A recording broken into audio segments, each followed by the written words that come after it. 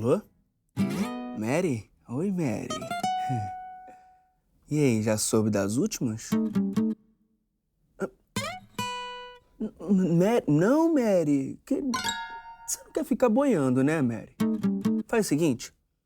Entra lá no percurso educativo de geografia. O endereço? Deixa que eu te conto. tvescola.org.br/percursos. É isso aí. Quer ficar feliz? Vem com o Cris. E roda a vinheta.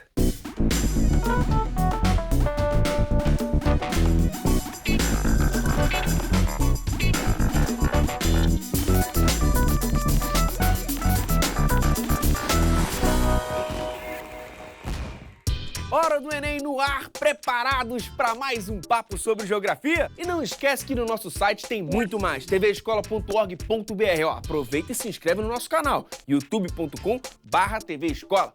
Agora sim com vocês, professor João Paulo Prado chega mais. Moleque, e aí, tudo bem? Tudo bem, meu amigo? Seja bem-vindo mais uma vez, professor. Muito obrigado. Prazer imenso aqui. estar aqui com você mais uma vez. Prazer é nosso. Professor, o que a galera que vai fazer o Enem precisa saber sobre cartografia? Primeira coisa, né, que é muito importante é entender que a cartografia ela é um instrumento da geografia. Certo. Cartografia não é um fim da geografia. Cartografia é uma ciência à parte. Então, se a cartografia ela é um instrumento da geografia, o nosso objetivo é entender como as projeções funcionam para aí sim conseguir entender esse instrumento. E por que eu estou falando isso? Porque a gente vai ver daqui a pouco que todo tipo de projeção cartográfica, e quando a gente passar um pouco mais para o conceito isso vai ficar mais claro, ele traz algum tipo de distorção. Então, se a geografia ela tem a intenção de fazer com que a gente entenda a relação do homem com o espaço, sim, e os mapas eles são instrumento para isso, se eu não entender que no mapa tem alguma distorção, eu acabo sendo ludibriado, enganado por esse mapa. Então, por isso que é muito importante a cartografia. É compreender a projeção cartográfica para aí sim poder fazer as interpretações adequadas. Perfeito. Bora ver isso na questão, professor? Bora ver isso na questão.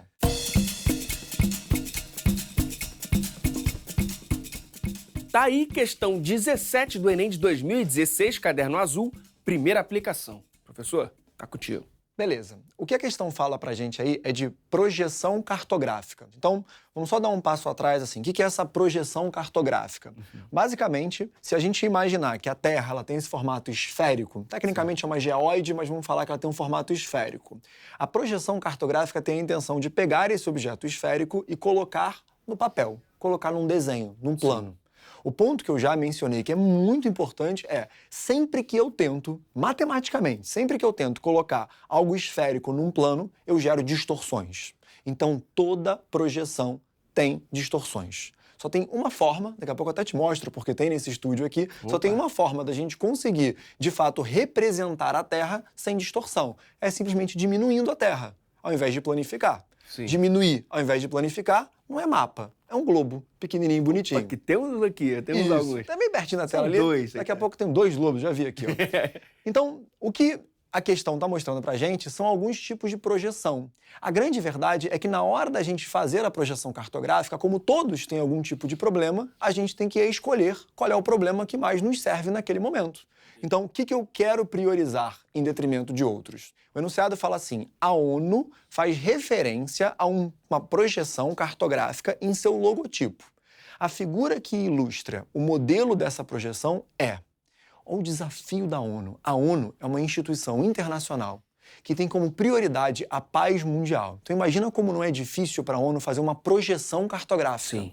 Porque se todas as projeções geram distorção, imagina, quando a ONU faz uma projeção, ela pode fazer uma distorção que privilegia um país em detrimento de outro, Sim. que beneficia alguém em detrimento de outro. Ou quase eu fico imperceptível em algum país. Exatamente. Então, o que a ONU tentou fazer? Ela tentou criar um modelo em que ela não fizesse muitos privilégios e benefícios, que ela, por exemplo, não alterasse tanto as dimensões de um país em relação ao outro. Na verdade, qual foi o modelo que a ONU usou? E que eu vou te mostrar que tem até uma crítica. A ONU pegou o planeta Terra, colocou o planeta Terra em cima de um plano, como se fosse um papel. Aqui tem um ponto tangente, que é onde o papel toca no planeta Terra. E ela simplesmente abriu a Terra sobre esse papel. Ou seja, se eu coloco a Terra em cima de um plano e eu abro projetando, essa projeção é a mais fácil de todas, chama projeção plana, que eu coloquei em cima de um plano e eu abri. Qual foi o ponto que a ONU escolheu para encostar nesse papel? Foi justamente o Polo Norte. Então o Polo Norte encosta nesse papel e depois eu abro essa terra como se ela fosse uma laranja mesmo, descascando lá uma tangerina ou mexerica, dependendo dos cantões do Brasil. Aqui a lógica das projeções é uma lógica geométrica. A gente tem que pegar um pouco de ajuda da matemática. Tem 3 projeções muito famosas pra gente. A primeira projeção eu já expliquei, é a projeção plana, que também pode ser chamada de azimutal, que eu coloco dentro de um plano e eu só abro. Azimutal. Azimutal, isso. A segunda projeção chama projeção cilíndrica. Você já imagina por quê? Eu pego a Terra, coloco a Terra dentro de um cilindro. Imagina que eu pego a Terra e coloco a Terra dentro de uma latinha. Gigante. Ou um copo, isso, um copão. Faço um corte na lateral e eu vou desenrolando esse copo. Se eu desenrolar o copo, a imagem que vem pra gente é um retângulo. Sim. E aí vai vir a Terra quase que printada, estampada nesse retângulo. Sim. Essa é uma projeção chamada de projeção cilíndrica, porque ela vem através de um cilindro. Certo. E por fim tem uma última projeção, que é a projeção cônica, que é quando eu pego a Terra e coloco ela dentro de um cone, não de um cilindro. E aí depois faço também um corte na aresta do cone e vou desenrolando esse cone. No final das contas eu vou ter uma Terra quase que desenrolada. Dá pra gente ver essas projeções ali. A questão é boa porque a gente consegue enxergar. Boa. Reparem a A. A A é uma projeção que eu tenho a Terra encostando num plano, justamente no Polo Norte. Quando a gente olha o símbolo da ONU, a gente consegue perceber que o Polo Norte é aquele ponto central, da onde saem aquelas linhas ali, ó, as linhas meridionais. Estão vendo? Sim. É justamente essa projeção que a gente está falando. O gabarito é a letra A. Mas eu vou muito além do gabarito para a gente conseguir entender. Olha B. B é a Terra dentro de um cone. Sim. Se é a Terra dentro de um cone, adivinha qual é essa projeção? É a projeção cônica. Sim. Quando a gente desenrolar o cone, a projeção da Terra vai sair nesse cone desenrolado. A C, ela é cilíndrica. Olha lá, Terra dentro de um cilindro. Só que é um cilindro que dá na vertical. Sim. A E também é cilíndrica, tá vendo? Só que é um cilindro que está na horizontal. A diferença é só a forma de desenrolar. E a D, ela é também plana, só que ela não está utilizando o ponto tangente no Polo Norte, tal como a 17. Essa é a pegadinha da questão, porque tem 2 planas ali. O que a gente precisava olhar, então, era qual é o mapa que, de fato, a ONU utilizou e qual foi o ponto que ela utilizou para o tangente. E é justamente a letra A. Eu queria só dar mais uma dica para vocês, utilizando ali aquele ponto. Quando a gente olha a letra C ela vai usar o mapa mais famoso de todos, que é um mapa que a gente vai chamar de projeção cilíndrica, como a gente já viu, só que tem um nome chamado Mercator. Mercator ele ficou muito famoso porque foi aquele mapa das grandes navegações. Acho que se os nossos alunos hoje, se você fechar o olho e imaginar um mapa, você vai ver o mapa do jogo do War. É o mapa mais famoso de todos, não é? Sim. Esse é um mapa de projeção cilíndrica. Esse é a projeção de Mercator. Ele desenhou esse mapa para ajudar nas grandes navegações. Não é à toa que bem no centro do War, o continente é a Europa, porque era da onde estavam saindo os navios para conquistar o mundo. É uma projeção que a gente chama de eurocêntrica, Europa no centro. E por que ela é tão importante assim para as navegações? Porque a projeção cilíndrica, e aí esse é um ponto que você tem que lembrar na sua prova, a projeção cilíndrica, ela faz uma angulação perfeita entre os meridianos e os paralelos. Então, na projeção cilíndrica, meridianos e paralelos se cruzam formando ângulos de 90 graus. Por que isso é importante? Porque quando a gente cruza meridianos e paralelos, a gente vai chegar numa coordenada geográfica. A gente vai ver no próximo bloco coordenada geográfica, não vai esquecer não. Mas é importante a gente já fazer esse vínculo, porque a coordenada é a forma de localização. Então, eu só localizo alguma coisa num espaço com a coordenada. Então, olha a visão aqui para a gente poder fechar esse eixo, que é o importante. Na projeção cilíndrica, nós temos essa característica, que é meridianos e os paralelos formando ângulos 90 graus. Assim, a gente consegue identificar as coordenadas de forma mais perfeita. Essa é a opção da projeção cilíndrica. Se eu identifico a coordenada, eu me localizo melhor. Então, esse é o melhor mapa para as grandes navegações. Tem uma crítica a esse mapa da ONU. Sabe qual é essa crítica? Qual é a crítica? A ONU tentou fazer algo global e tentou não privilegiar um país em relação ao outro. Sim. Mas acaba que, em função da influência daqueles países mais poderosos, ela poderia ter pego 2 polos. ela poderia ter feito no Polo Sul ou no Polo Norte. Sim. Mas quem são os países mais poderosos do mundo? Onde é que eles estão? Estão em cima, né? No Polo Norte. Então, justamente, ela preferiu colocar no Polo Norte. Então, acaba que, de alguma forma, ela, sim, privilegiou alguns países em detrimento dos outros. Claramente, o hemisfério norte, ele ganhou ali um certo benefício destaque, no né? mapa. É isso aí. Exatamente. Então, professor, só reforçando o gabarito letra A. Exatamente. Isso aí. Então, chega mais. Vem cá pra frente, professor.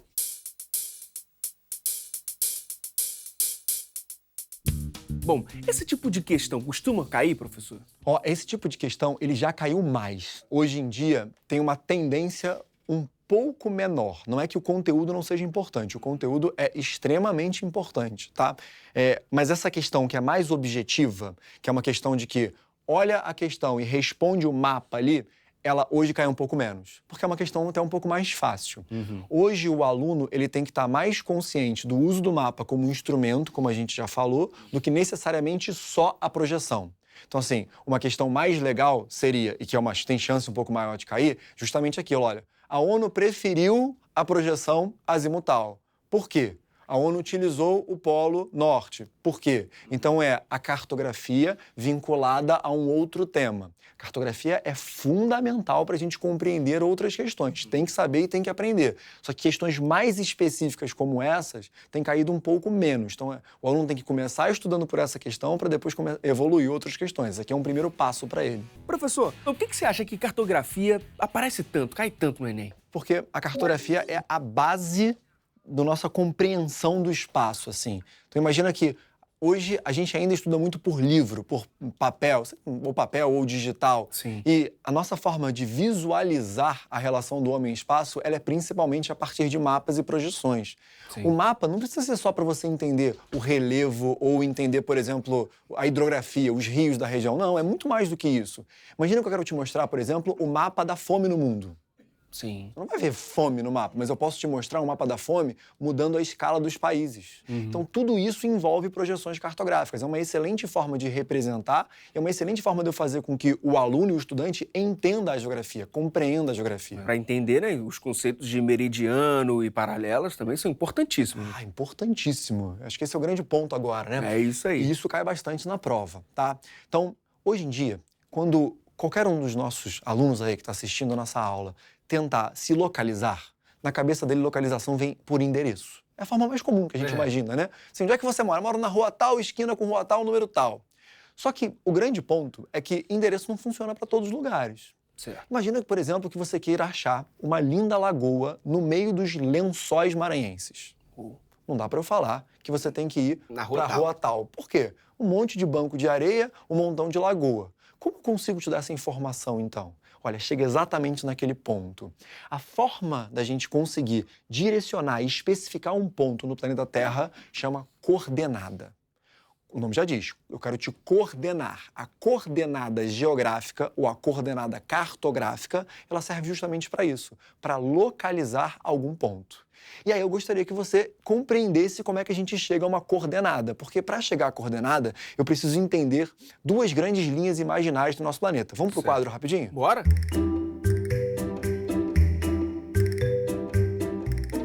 Aqui está o nosso planeta Terra, tá bom? Beleza. E a gente pode traçar duas grandes linhas imaginárias nesse planeta, tá? Certo. A linha mais importante do planeta para clima, inclusive minha última aula de clima que eu dei, e para a gente conseguir entender a dinâmica do planeta, é essa aqui, ó, é uma linha referência que nós temos, que divide a Terra em dois grandes hemisférios. Certo. Essa linha é o famoso Equador. A linha do Equador, tá? Isso. O primeiro conjunto de linhas imaginárias é um conjunto de linhas imaginárias que a gente consegue traçar paralelamente ao Equador. Essas linhas imaginárias que são paralelas ao Equador, adivinha o nome delas? Paralelos. E o nome é paralelos justamente por isso, porque são paralelos ao Equador. E existem outras linhas imaginárias que começam necessariamente em um polo, vão cortando o Equador e outros paralelos, sempre formando angulação de 90 graus, elas são perpendiculares aos paralelos, e aí são diversas dessas linhas. Toda linha que vai de um polo até o outro perpendicularmente aos paralelos são chamados de meridianos. O que é uma coordenada? Uma coordenada é o cruzamento entre um paralelo e um meridiano. Só que para eu te falar qual é o paralelo e qual é o meridiano, eu preciso traçar distâncias em graus. O que é uma distância em graus? Vamos supor, por exemplo, que eu desenhe um paralelo exatamente em cima do Equador. Beleza. Se ele está exatamente em cima do Equador, a distância dele para o Equador é 0. Então, o paralelo Equador, ele tem 0 grau. 0 latitude. O que é paralelo? Paralelo é qualquer linha imaginária dentro de infinitas que você pode traçar que são paralelas ao Equador. Certo. O que é latitude? Latitude é a distância em graus entre um paralelo e o Equador. Se eu desenhar um paralelo exatamente em cima do Equador, a distância é 0. O paralelo mais distante possível do Equador, ele fica aqui, ó, no ponto tangente da Terra, lá no extremo polar. A distância em graus entre esse paralelo e o Equador é 90 graus. Então, nós temos um paralelo que é o mais distante de todos, que fica em latitude 90 sul, e um paralelo mais distante possível, 90 norte. Isso é latitude. Então, a latitude é o ângulo, é a distância. O paralelo é a linha imaginária. E aí nós também temos os meridianos. Sim.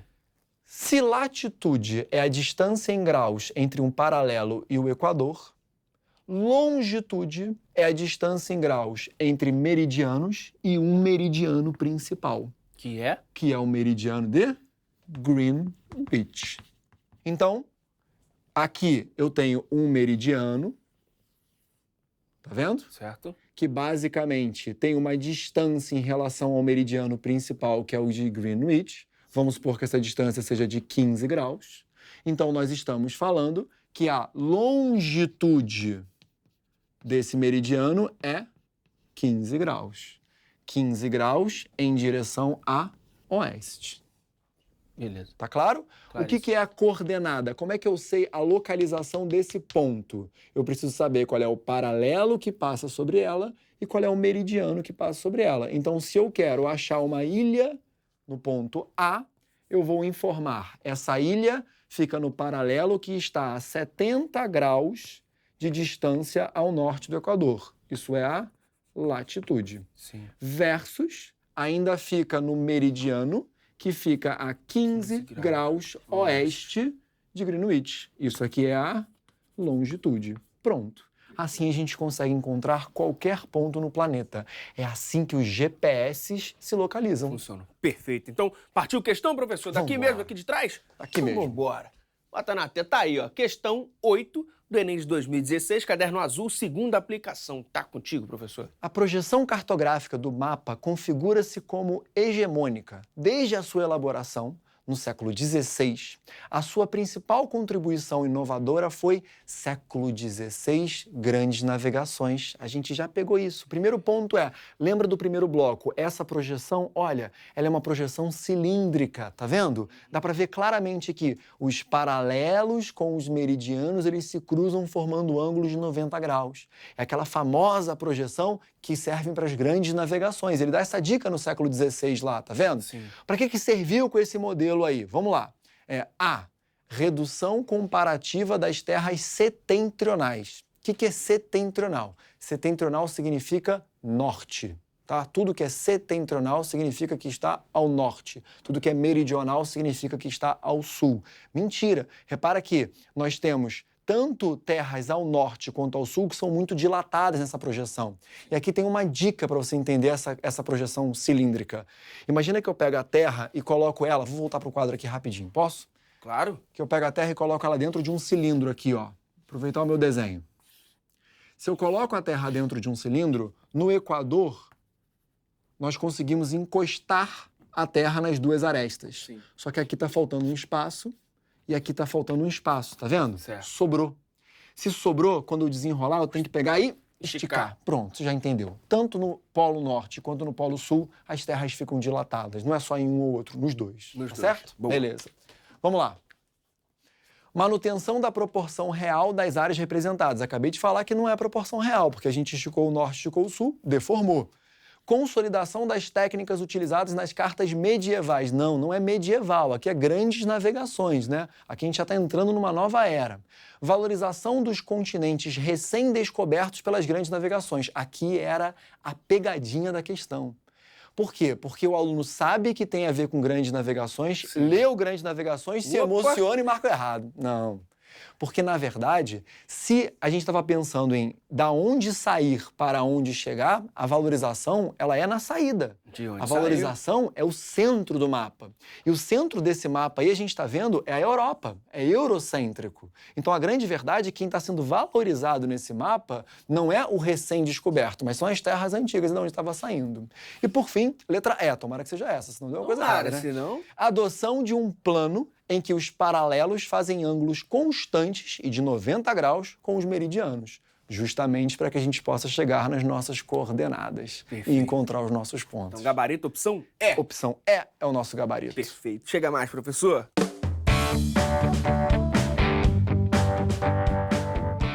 Professor, de que outras maneiras o Enem pode cobrar cartografia?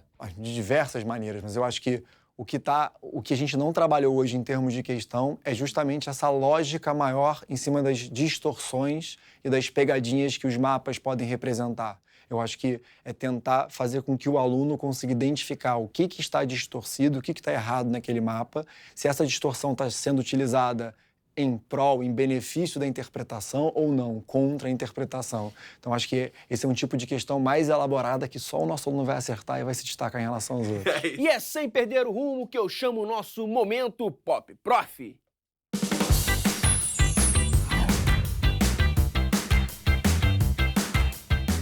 Professor, como se chama a linha do Equador no Equador? Tipo, linha daqui mesmo ou só linha? Equador. Equador ao quadrado? Linha do Equador ao quadrado? Até pode ser. Vem cá, você já teve aluno tipo a linha do Equador? Você não sabe, você sabe que tá ali, mas você não consegue ver. Tem um caso engraçado, não foi comigo não, mas é um caso bom pra você ouvir. Conta aí. Que é, o aluno colou pra caramba durante a prova, mas colou muito mesmo. Daí o professor virou pra ele e falou, na hora que ele foi entregar a prova, o professor virou pra ele e falou assim, eu vi que tu colou, cara, você vai ganhar 0. Só que esse aluno nunca aparecia em sala, é um aluno tipo Equador, assim, é um aluno que ninguém vê. O que esse aluno fez? Professor, o senhor sabe quem eu sou? Aí o professor falou assim, não, mas e daí? Pegou a prova e pum, então descobre. Foi embora. Que malandro, assim, discordo da postura, tá? Pra deixar bem claro, mas ele foi esperto. É só uma piadinha, né? Se toda a população equatoriana enlouquecer, a gente pode dizer que o Equador perdeu a linha? Essa é boa. Pode ser. E vira o quê, então? Uma curva, uma embolada do Equador? Como é que... É o risco, o rabisco do Equador? Sei lá, vira um paralelo. Vira um paralelo qualquer. Do mundo paralelo. Do mundo paralelo. É, enlouquecido, acredito. Vamos lá, pra fechar. Por onde voam as linhas aéreas equatorianas? Ah, essa é mole. Pelo Equador. Mas tem um ponto. Elas cruzam perpendicularmente todos os meridianos. Como assim? Calma aí. Repete. Imagina um aviãozinho ali, né? Que ele tá voando pelo Equador. Mas ele vai cruzando sempre perpendicularmente os meridianos. Não, mas o que eu tô confuso é que tipo, você disse que tem um ponto e a gente tava falando de linha. Você tá falando de linhas aéreas. É. Linhas aéreas que voam pelo Equador, cruzam perpendicularmente os meridianos. Ah, entendi. Não tem como se perder, cara. Não tem como se perder. Mas e se subir? Não seria pelo Equador? Mas vai ficar em cima do Equador. Não. Aí seriam as linhas aéreas de Greenwich. É verdade, eu já tô misturando tudo aqui na mente, tá vendo, professor? Se for Greenwich, ela vai em direção ao polo, tu já sabe disso. Tá. Aonde vai dar a linha aérea de Greenwich? Nos polos. Ou vai dar no Polo Sul ou no Polo Norte. Ou no mesmo lugar, vai que dá a volta completa também. Volta pro mesmo lugar.